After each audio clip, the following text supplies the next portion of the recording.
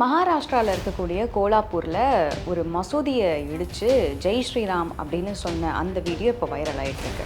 காவி கொடியை நடுறதுக்கு ட்ரை பண்ணுறாங்க. ஒரு 6 வயசு குழந்தை வந்து தாக்கப்படுது. கூட ஒரு 40 முஸ்லீம்கள் வந்து தாக்கப்படுறாங்க.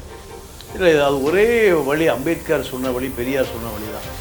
இந்த மக்களுக்கு கல்வி போய் சேரணும். பாஜகவினுடைய மலிவான அரசியலுக்கு அப்பாவி மக்கள் தான் பலியாகணும். முன்னாள் அமைச்சர் எம்.ஆர். விஜயபாஸ்கர் இப்போ கைது செய்யப்பட்டிருக்கிறாரு. 100 கோடி ரூபாய் மதிப்பிலான நில அபகரிப்பு அப்படின்னு சொல்லிட்டு. இப்போ இந்த 100 கோடி ரூபாய் நில அபகரிப்புக்கு பின்னாடி வந்து நிறைய காவல்துறையினருமே வந்து ஈடுபட்டிருக்கிறாங்க. இவருக்கு பல டிஜிபிகளுக்கு இங்கே சொத்து 20,000 கோடி இருக்குமா? எப்படி சாத்தியம்? சிபிஐ விசாரிக்குமா? ஐபி விசாரிக்குமா? நான் கேட்குறேன். நான் இதை கேட்டால் நான் குற்றவாளி. மின்சார கட்டணம் வந்து உயர்த்தியிருக்காங்க. கமர்ஷியலுக்கும் சரி வீட்டுக்குமே சரி 4.85%. மின்சாரத்துறைக்கான திட்டமே இல்லையே. தமிழ்நாடு முழுக்க இருக்கிற நிலம் பூராமல் நீங்கள் Adani energy limited infrastructure develop பண்ணிட்டாங்க. ஏன் மின்சார ஆணையம் ஏன் பண்ண முடியல? அவங்ககிட்ட கொடுத்து கமிஷன் வாங்கிக்கலாம். அதுக்கு தான் தயாராக இருக்கு. காவிரியில் வந்துட்டு அந்த உபரிநீர் வழங்க முடியாது அப்படின்னு சொன்ன உடனே இப்போ மயிலாடுதுறை சீர்காழியில் இருக்கக்கூடிய விவசாயிகள்லாம் போராட்டம் நடத்துகிறாங்க. இதுக்கு என்னதான் தீர்வு? இது எப்போ தான் சரியாக? தீர்வே இல்லை. காவிரியில் நீங்கள் தமிழ்நாட்டுக்கு ஆதரவாக நீங்கள் நிலை எடுத்தீங்கன்னா ஆட்சியை கலைச்சிடுவான். காவிரி நீர் கர்நாடகாவுக்கு மட்டுமே. உச்சநீதிமன்ற ஆணையை கிழிச்சு வீசுறானே. காவிரியின் புதல்வி ஜெயலலிதா தான்.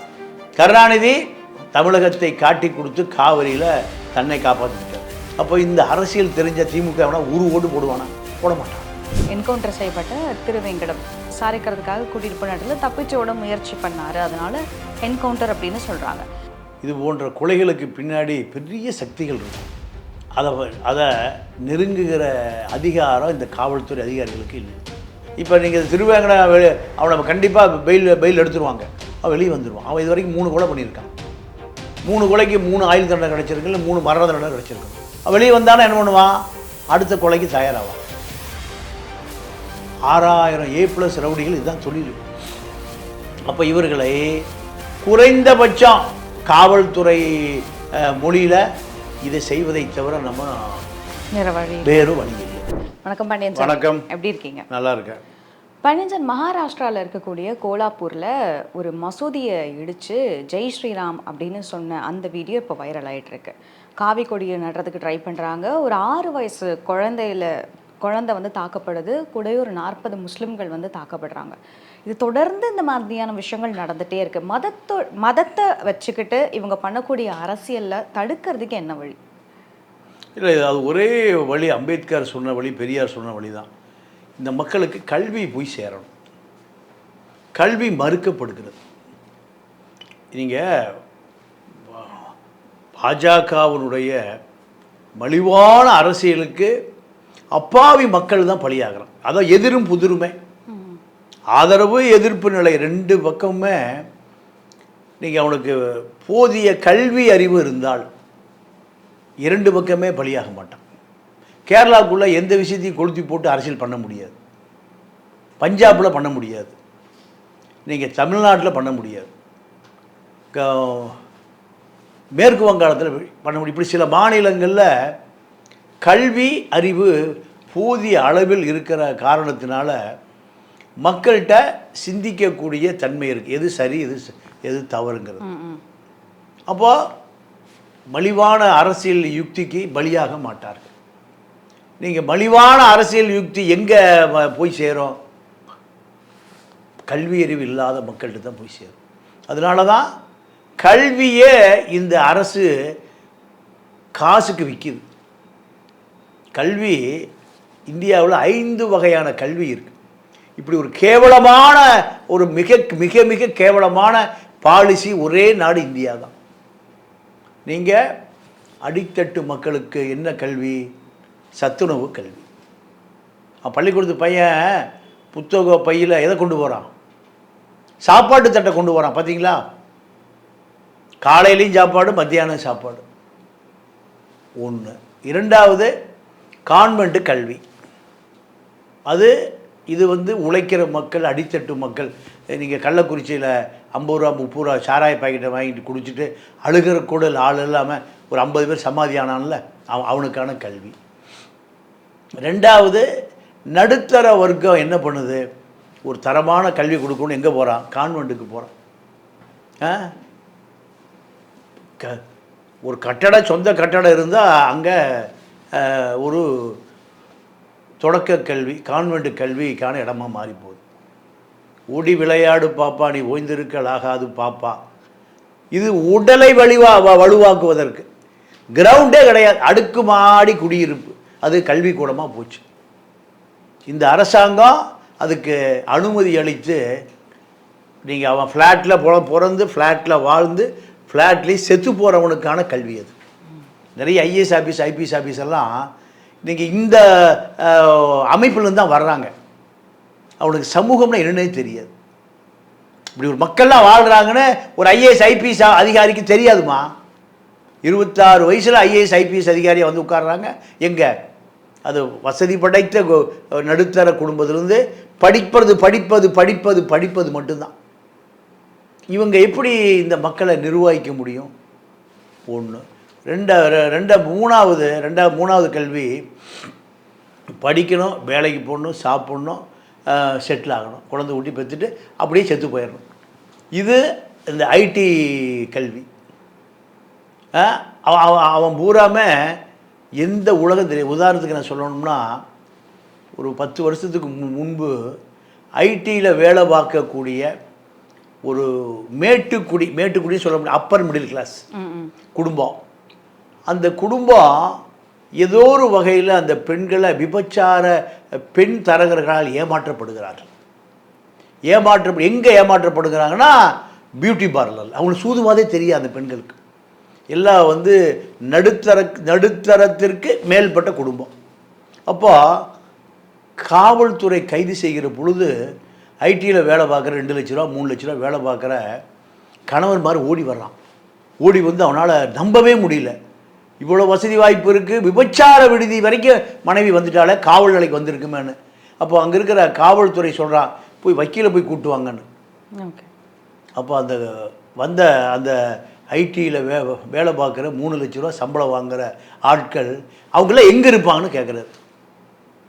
அது வரைக்கும் அவனுடைய வாழ்க்கையில் ஒரு 40 வயசு இருக்கும். நான் நேராக பார்த்தேன். 40 வயது ஐடி படித்து நவநாகரிகமான உடை அணிந்த நவநாகரிகமான வாழ்க்கை, கான்வெண்ட்டில் படிக்கிற குழந்தைகளுடைய தாய் தகப்பன் அவங்களாம் எங்கே இருப்பாங்கன்னு கேட்குறான். டாக்டர் எங்கே இருப்பான்னு தெரியுது, வக்கீல் எங்கே இருப்பான்னு தெரியல. இதில் கண்ணீர் விடுவதா இல்லை கவலை கொள்வதா?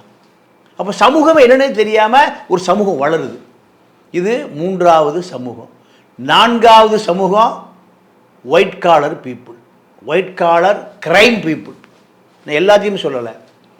நீங்கள் பேங்க்கில் லோன் வாங்கிட்டு கட்டாதவன், இப்படியான நீங்கள் சிசிபி சென்ட்ரல் கிரைம் பிரான்ச்சில் பார்த்தீங்கன்னா ஆடி கார், பிஎம்டபிள்யூ கார், இங்கே தான் இந்த கிரிமினல்ஸ் போல அப்போ அப்படி தான் வர்றான். இவங்களுக்கு என்ன பேர்?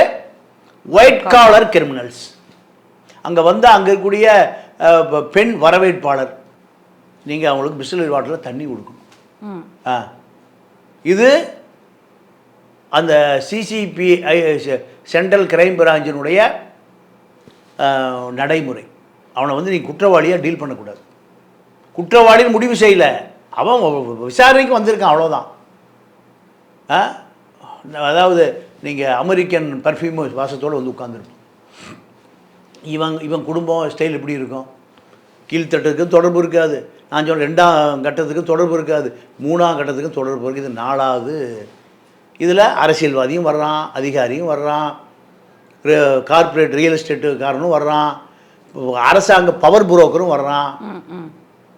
நீங்கள் லீகலாக கேஸ் முடிக்கணுமா முடிச்சு கொடுக்க முடியும். செக்ரட்டரி ஏதாவது வேலை முடிச்சு கொடுக்கணுமா, 1 கோடி 2 கோடி டெண்டர் வாங்கி கொடுக்கணுமா வாங்கி கொடுக்க முடியும். இப்படி ஒரு அதுக்கு மேலே ஹை கிளாஸ்.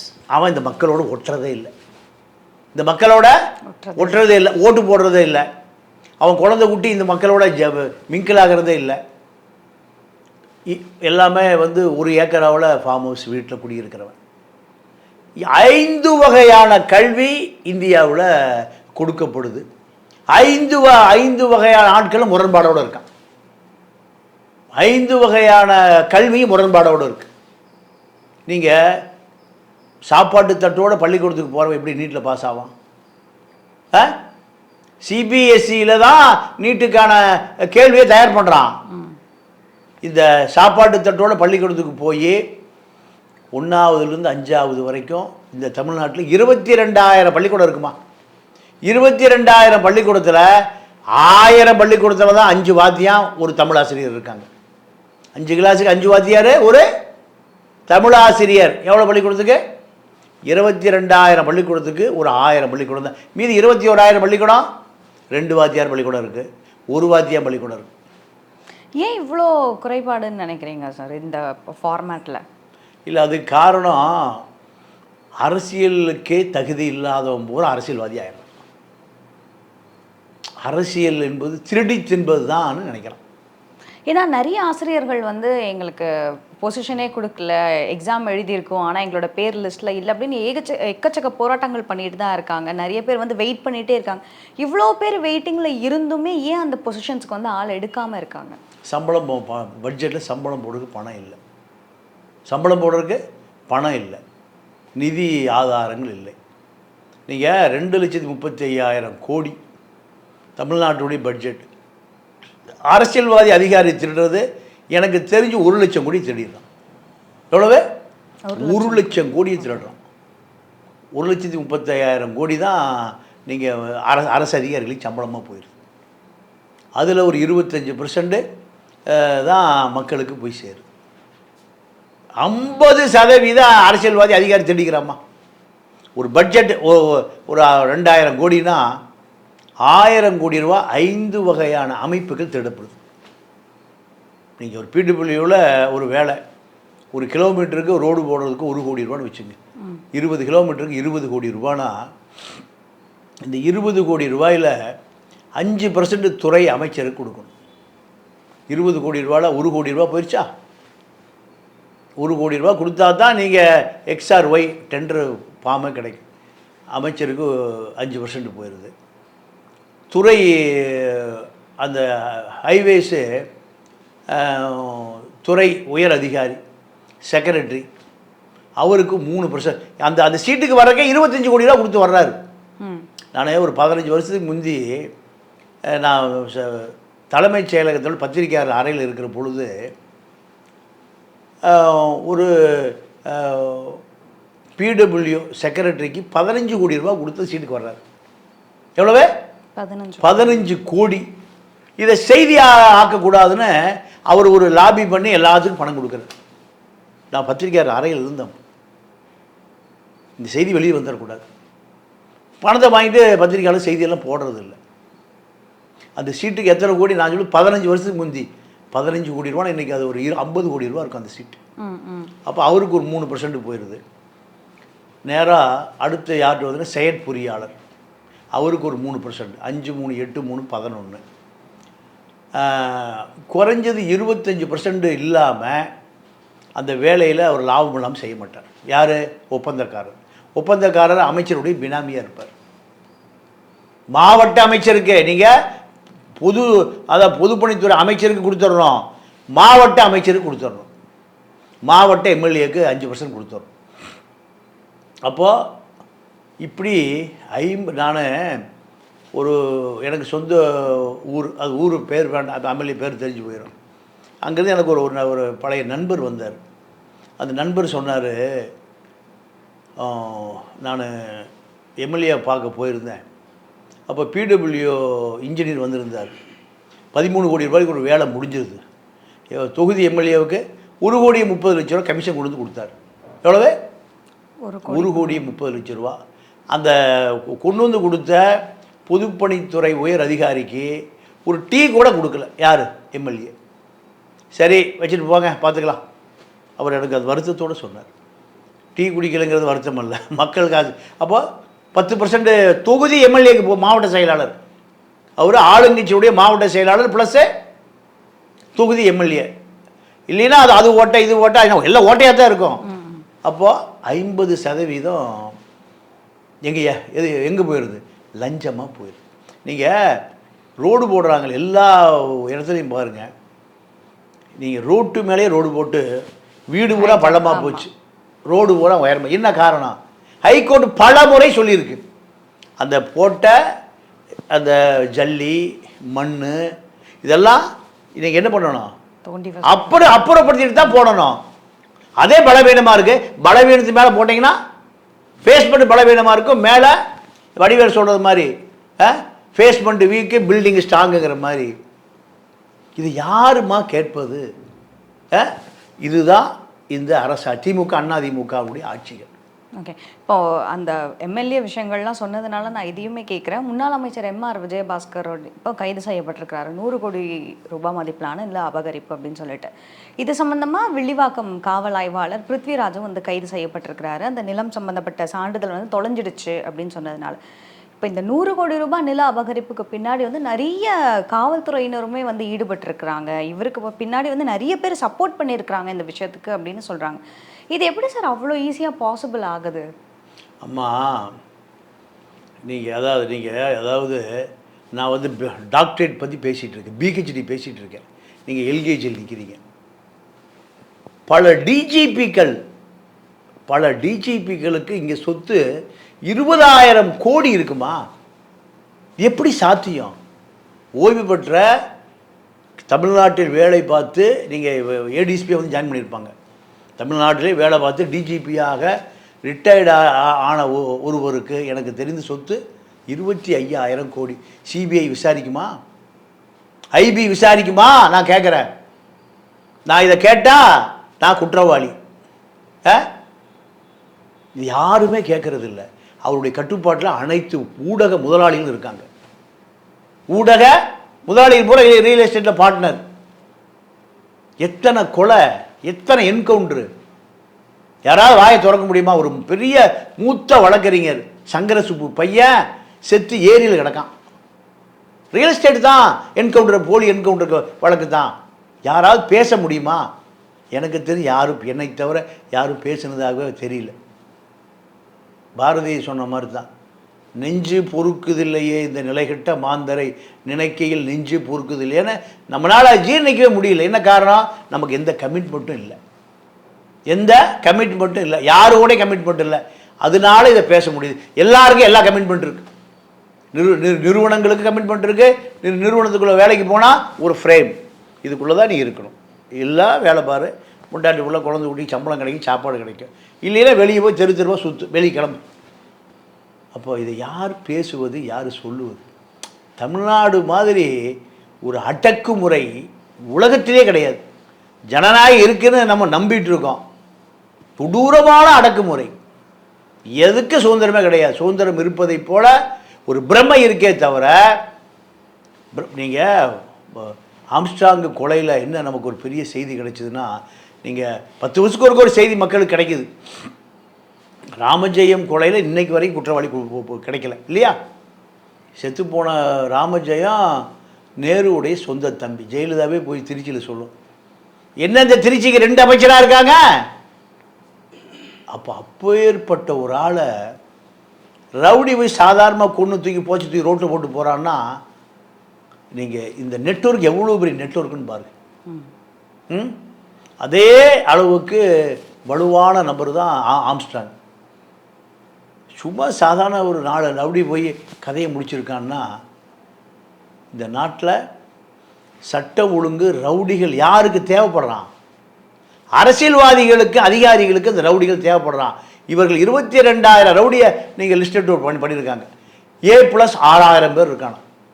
6,000 சட்டக்கல்லூரி மாணவன் இல்லை, 6,000 பொறியாளர் இல்லை, 6,000 மருத்துவர்கள் கிடையாது. யாரு? A+ rowdy. காசை கொடுத்தா எவனை வேணா போட்டு தள்ளிட்டு போயிடுவான். கொலை செய்யப்பட்ட ஆற்காடு சுரேஷ், அவன் மீது 38 வழக்கு இருந்ததுன்னா போலீஸ் என்னமா பண்ணிட்டு இருந்தது? 8 கொலை வழக்கு, 8 பேரை கொன்னே இருக்கான். 8 ஆயுள் தண்டனை 80 வருஷம் வந்திருக்கணுமா இல்லையா? ஒன்றுமே இல்லையே. 17 கொலை முயற்சி வழக்கு. நானே இந்த சமூகத்தினுடைய சட்டத்தினுடைய அடித்தளமே இப்படி இருக்கேன்னு வேதனையோடு சொல்கிறேன். 8 முறை குண்டாசவன் அடைக்கப்பட்டிருக்கு. அவன் அந்த கொலை, அதாவது தொழில்முறை கொலையாளி அவன் ஆனது 2002, 23 செத்து போயிட்டான். இந்த 21 வருஷத்தில் 38 வழக்கு உள்ள ஒருத்தன் இந்த சமூகத்தில் நடமாடிட்டு இருந்திருக்கான்னா இந்த சமூக அமைப்பு எப்படி இருந்திருக்குன்னு பாரு. ஏலவாழெல்லாம் கட்டின ஆருத்ரா கோல்டு ஃபைனான்ஸில் எவனுக்கு பணம் திருப்பி கொடுக்காத, நான் பார்த்துக்கிறேன், எவன் கேட்டாலும் அவனை போட்டு தள்ளிடுறேன், கத்தியை அறுவாளை கமிச்சு மிரட்டுறேன். போலீஸ் அதிகாரிகள் அதில் கூட்டு, இதில் ஆருத்ரா கோல்டு ஃபைனான்ஸ் கொள்ளையில் போலீஸ் அதிகாரிகள் கூட்டு, அரசியல்வாதி கூட்டு, அதிகாரி கூட்டு, மக்கள் தான் இழிச்சு வாங்க. அப்போது கல்வி முறை இப்படி இருக்குது. நீங்கள் அறிவே இல்லாமல் ஒரு சமூகம் வளருதே. ஓராசிரியர் பள்ளி, ஈராசிரியர் பள்ளி, நீங்கள் ஆர்டிகளை போட்டு கேளுங்க. 21,000 பள்ளி இருக்குது. 10,000 பள்ளி கூட ஒரே வாத்தியாருமா, போய் பாருங்கள். இதெல்லாம் என்ன முதலமைச்சருக்கு தெரியாதா, இல்லை எஜுகேஷன் மினிஸ்டருக்கு தெரியாதா, இல்லை எல்லாத்துக்கும் தெரியும், எதிர்கட்சிக்கு தெரியாதா, எல்லாத்துக்கும் தெரியுமா? தெரிஞ்சே இந்த மாதிரியான ஒரு போக்கில் இருக்காங்க. நம்ம அதிகாரத்துக்கு வரணும், ஆட்சிக்கு வரணும், எம்எல்ஏவாக இருக்கணும், மந்திரியாக இருக்கணும். மணல்காரன் எல்லா கட்சிக்கும் மாமூல் கொடுக்குறான், மணலை திருடி எல்லா கோடிகள் தான் பணம். இப்படி இதை எவனுக்கு அறிவு இருக்குது, எவன் கேட்க போகிறான்? எவனுக்கு அறிவு இல்லை, எவன் கேட்க போகிறான்? விக்கிரவாண்டியில் குடும்பத்துக்கு 20,000 கொடுத்தா 1 லட்சம் ஓட்டு விழுந்துருச்சு. எவ்வளவு? 1 லட்சம். குடும்பத்துக்கு 20,000மா? நீங்கள் ரேஷன் கார்டு எடுத்துகிட்டு போனேன், அந்த 20,000 வச்சுக்க போ. எனக்கு அது அந்த உள்ளூர் நிறைய சொந்தக்காரர் இருக்கேன். எனக்கு மனைவி வெளி சொந்தக்காரன் பூரா, சொந்த ஊர் பூரா விழுப்புரம், விக்கிரவாண்டி தானே. நிறைய பேர் ரேஷன் கார்டு எடுத்துகிட்டு போய் வீட்டுக்கு 20,000, வீட்டுக்கு 20,000. அப்போது உன்னுடைய தலைவிதி, 5 ஆண்டு கால தலைவிதி, பிரதமரை தேர்ந்தெடுக்கக்கூடிய தலைவிதி, முதலமைச்சரை தேர்ந்தெடுக்கக்கூடிய தலைவிதி, எம்பியை தேர்ந்தெடுக்கக்கூடிய தலைவிதி, எம்எல்ஏவை தேர்ந்தெடுக்கக்கூடிய தலைவிதி எவ்வளோக்கு விற்கிறான்? 20,000 ரூபாய்க்கு. கேரளாவில் போய் இப்படி 20,000 கொடுத்து வாங்கிட முடியுமா? ஏதாவது விசாரிங்களேன். அங்கேயும் மனுஷன் தானே இருக்கான். 95% கல்வி. எவ்வளவு? 95% கல்வி. இந்தியாவிலே இப்போ படித்த மாநிலம் எது? கேரளா தான். கம்யூனிஸ்டம் உள்ள மாநிலம் எது? பினராயி விஜயன் ஏதாவது ஊழல் பண்ணாலும் சொல்ல முடியுமா? இங்கே முதலமைச்சராக வர்றதுக்கு 5,000 கோடி ரூபா பட்ஜெட் போடணும். எடப்பாடி முதலமைச்சரை சீட்டில் உட்காரதுக்கு முந்தி எம்எல்ஏக்களுக்கு பூரா 3 கோடி ரூபா. 150 எம்எல்ஏக்களுக்கு 3 கோடி இன்ட்டு 150, 500 கோடி ரூபா பொட்டியில் வச்சுட்டு தான் இந்த சீட்டுக்கே உட்கார்றாரு. இப்போ எனக்கு இன்னொரு கேள்வி என்னென்னா சார், இவ்வளோ பிரச்சனைகள் இருக்குது, இவ்வளோ நீங்கள் சொல்கிற மாதிரி மணல் மாஃபியாக்கள் ஒரு பக்கம் வந்து காசு கொடுக்குறதா இருக்கட்டும், மற்ற வேலைகள் நடக்கிறதா இருக்கட்டும், இவ்வளோ இருக்கும் போதுமே வந்துட்டு மக்கள் இன்னொரு பக்கம் வந்துட்டு தண்டிக்கப்பட்டுக்கிட்டே தான் இருக்காங்க. இப்போது ஃபார் எக்ஸாம்பிள், இப்போது எலக்ட்ரிசிட்டி பில்லு, மின்சார கட்டணம் வந்து உயர்த்தியிருக்காங்க. கமர்ஷியலுக்கும் சரி வீட்டுக்குமே சரி 4.85%, 4.85% வந்து உயர்த்தியிருக்கிறாங்க. அப்படிங்கிற பட்சத்தில் அவ்வளோ கடன்லையா மின்சாரத்துறை இருக்காங்க? இல்லை, மின்சாரத்துறைக்கான திட்டமே இல்லையே. மின்சாரத்துறைக்கான நீங்கள் அதானி செய்யக்கூடிய அந்த பவர் பிளான்ட் எனர்ஜியை ஏன் இந்த மாநில அரசு செய்யக்கூடாது? தமிழ்நாடு முழுக்க இருக்கிற நிலம் பூராமல் நீங்கள் Adani energy limited infrastructure develop பண்ணியிருக்கான். ஏன் மின்சார ஆணையம் ஏன் பண்ண முடியல? அவங்கள்ட்ட கொடுத்து கமிஷன் வாங்கிக்கலாம், அதுக்கு தான் தயாராக இருக்காங்க. அவங்கள்ட்ட கொடுத்து கமிஷன் வாங்கிக்கலாம். இப்போ 5% ஏற்றிருக்கான். 1 லட்ச ரூபா இபி கட்டுறவன் 5,000 அதிகமாக கட்டணும். 10,000 கோடி ரூபா மின்சாரம் கன்சியூமர் வாங்குகிறான். 10,000 கோடி 5% போட்டால் 500 கோடி வந்துருச்சு. சாதாரணமாக 500 கோடி, சாதாரணமாக மாதம் 500 கோடி வருது. வருஷம் 6,000 கோடி வருது. யாருக்கு லாபம்? அதானிக்கு லாபம். அப்போ இதை தெரிந்து கொள்ளுகிற அளவுக்கு இந்த மக்கள்கிட்ட அவேர்னஸ் இல்லை, ஒற்றுமை இல்லை, பல கட்சி. நீங்கள் உங்களுக்கு ஒரு விஷயம் சொல்கிறேன். எப்படின்னா, என்எல்சியில் எல்லா மக்கள்கிட்டையும் நிலம் எடுத்துட்டான். நிலம் எடுத்துட்டு அவனுக்கு வேலை கொடுக்குறேன்னு சொன்னான், வேலை கொடுக்கல. நஷ்டீடு கொடுக்குறேன்னா நஷ்டீடு கொடுக்கல. சரிப்பா, அடுத்த தலைமுறைக்கு அது வேலைக்கு ஆள் எடுக்கிறேன்னா வேலைக்கு ஆள் எடுக்கலை. மறுபடியும் யூனிட் 1 யூனிட் 2க்கு ஒன்றுக்கே நிலம் எடுத்துன்னு வேலை கொடுக்கல, அவனுக்கு பணம் கொடுக்கல, நஷ்டீடு கொடுக்கல. யூனிட் 2 மறுபடியும் ஒரு 5000 ஏக்கர் எடுத்துட்டான். இப்போ என்ன நடக்குதுன்னா, யூனிட் 1 யூனிட் 2 இப்படி இருக்குது. யூனிட் 1 எடுத்தவனுக்கே நிலம் கொடுக்கல. அங்கே வேலை பூரா யாருன்னு கேட்டிங்கன்னா நார்த் இந்தியா சீப்பஸ்ட்டு லேபர் 3000 பேரை எப்பவுமே சி யூனிட்டுக்கு வச்சுருக்கான். நிலம் கொடுத்தவன், விவசாயம் பண்ணவன் எல்லாம் வேடிக்கை பார்த்துட்ருக்கான். இது பூராமே ஒரு சமூக வன்னியர்கள் தான் அதிகமாக பாதிக்கப்பட்டது. வன்னியர்களை ஓட்டு போட்டு ஒரு கட்சியை அந்த சுரங்க தொழில்துறை மந்திரியாக உருவாக்குறான். சண்முகம் வர்றாரு. சண்முகம் வன்னியர் ஓட்டு போட்டு சுரங்கத்துறை அமைச்சர். அவரே அந்த மக்களுக்கு செய்யலையே, வேறு யார் செய்வான்? அப்போது மக்களை பொறுத்தவரை மக்களுக்கு கோபமே வருவதில்லை. தன்னை ஏமாற்றப்பட்டாலும், தன்னுடைய நிலத்தை பறிகொடுத்தாலும் கோபம் அப்படி சமரசம். மலையாளிக்கு கோபம் வருது, பஞ்சாபிக்கு கோபம் வருது, பெங்காலிக்கு கோபம் வருது, மராட்டி கோபம் வருது, கன்னடத்துக்கு கோபம் வருது, தெலுங்கனுக்கு கோபம் வருது, எல்லாத்துக்கும் கோபம் வருது. என்ன காரணம்? அரசு பயப்படுதுமா? அந்த மக்களுக்கு கோபம் வருது. கோபம் தான் ஆட்சி மாற்றம் நடந்துடும், அதிகார மாற்றம் நடந்துன்னு அந்த அரசெல்லாம் பயப்படுது. ஆனால் இங்கே எந்த விதமான உணர்ச்சி இல்லாத ஜடமாக்கிட்டான் அந்த திராவிட இயக்கங்கள் 50 வருஷமா. எந்த போராட்டம் வர்றது இல்லையே. காவிரி காஞ்சே போச்சே, பாலாறு ஆத்தியே காணமே. இப்போ காவிரின்னு சொன்னோடனே எனக்கு இன்னொரு கேள்வி சார். காவிரியில் வந்துட்டு அந்த உபரி நீர் வழங்க முடியாது அப்படின்னு சொன்ன உடனே இப்போ மயிலாடுதுறை சீர்காழியில் இருக்கக்கூடிய விவசாயிகள்லாம் போராட்டம் நடத்துகிறாங்க. இதுக்கு வந்து திருமாவளவன், செல்வ பெருந்தகை, இவங்க இந்த மாதிரியான அரசியல்வாதிகள்லாம் கூட கலந்துக்கிறாங்க அப்படின்னு. இப்போ இவ்வளோ பல வருடங்களாக இந்த போராட்டம் நடந்துக்கிட்டே தான் இருக்குது. ஒரு பக்கம் இவங்க போராடிக்கிட்டே இருக்காங்க, அப்புறம் விட்டுடுறாங்க, திரும்ப ஒரு கூட்டம் கிளம்புது போராடுறதுக்கு, மறுபடியும் விட்டுடுறாங்க அப்படின்னும் போது இதுக்கு என்ன தான் தீர்வு? இது எப்போ தான் சரியாக? தீர்வே இல்லை. இது தீர்வே, அதாவது கர்நாடகாவோட அரசியலே காவிரி தான்.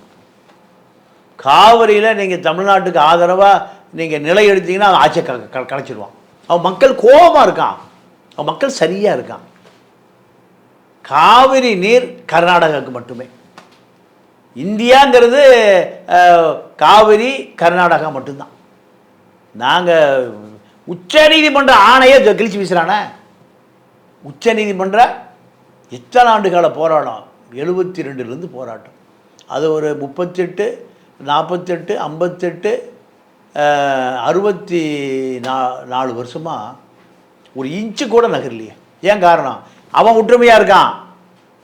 நீங்கள் ஹாசன் மாவட்ட விவசாய சங்க தலைவராக தான் வாழ்க்கை ஆரம்பிக்கிறார் தேவகவுடா. காவிரி பிரச்சனை வச்சு அவர் பிரைம் மினிஸ்டர் ஆகிட்டார். மூப்பனார் காவிரி, கருணாநிதி காவிரி மண், காவிரி தண்ணியை குடித்தவர். இங்கே அரசியலே இல்லையே. அப்போ இவனுக்கு அரசியல் தெரியலன்னு தான் அர்த்தம்.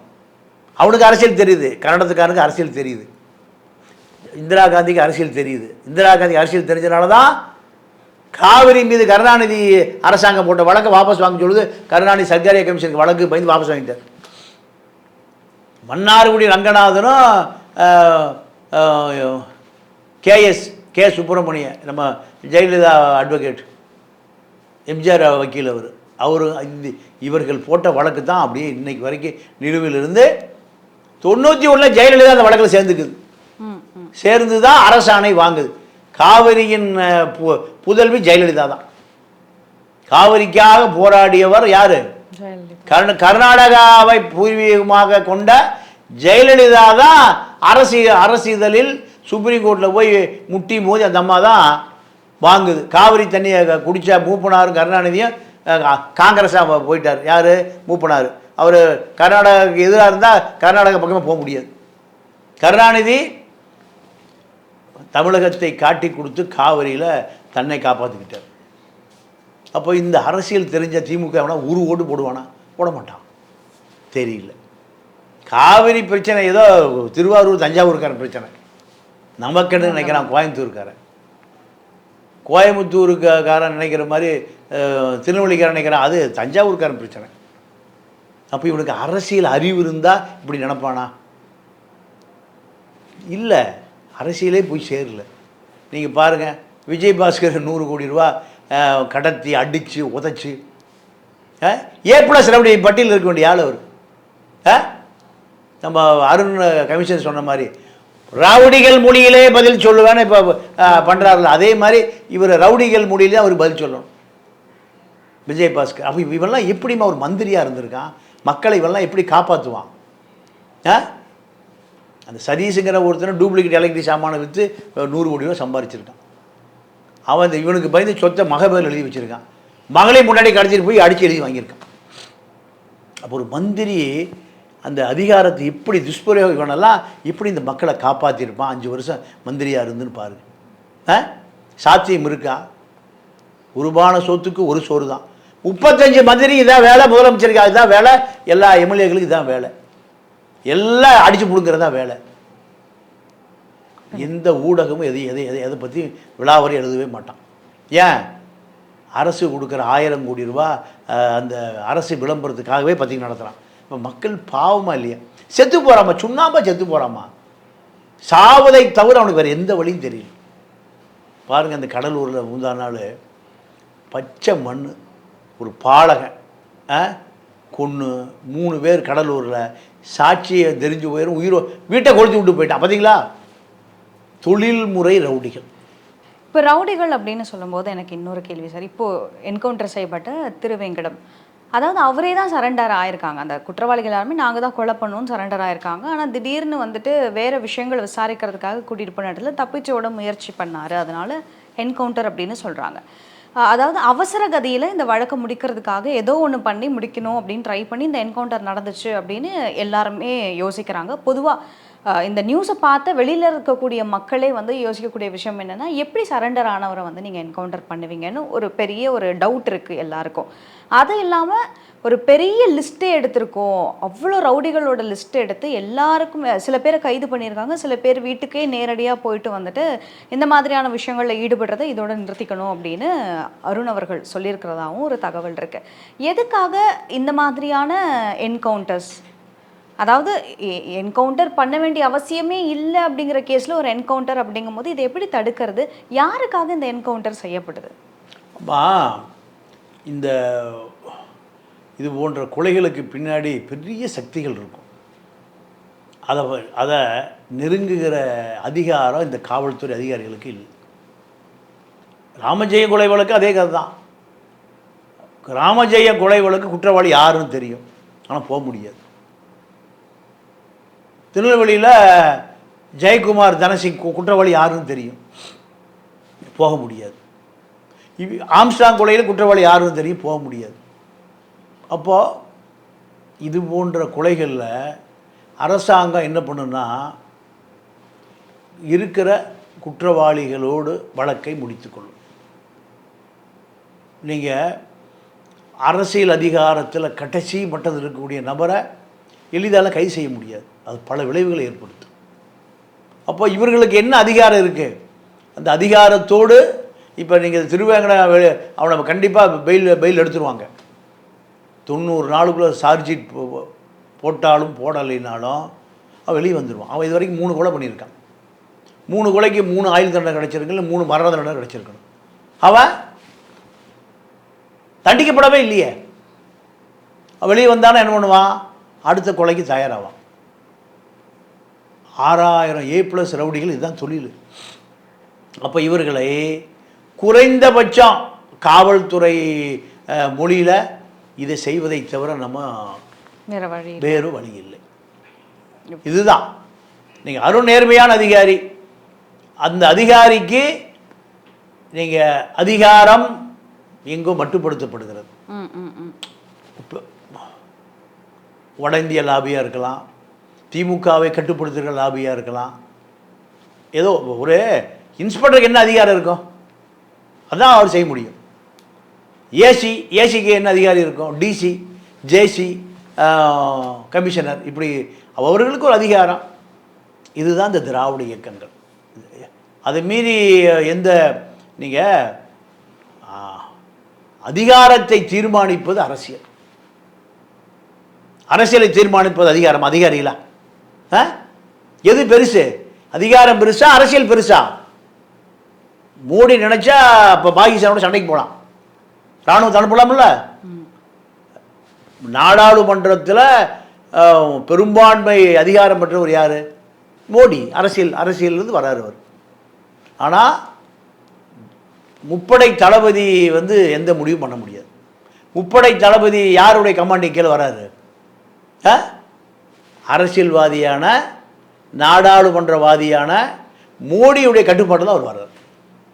அப்போது அதிகாரம் என்பது அரசியலுக்கு மேலே.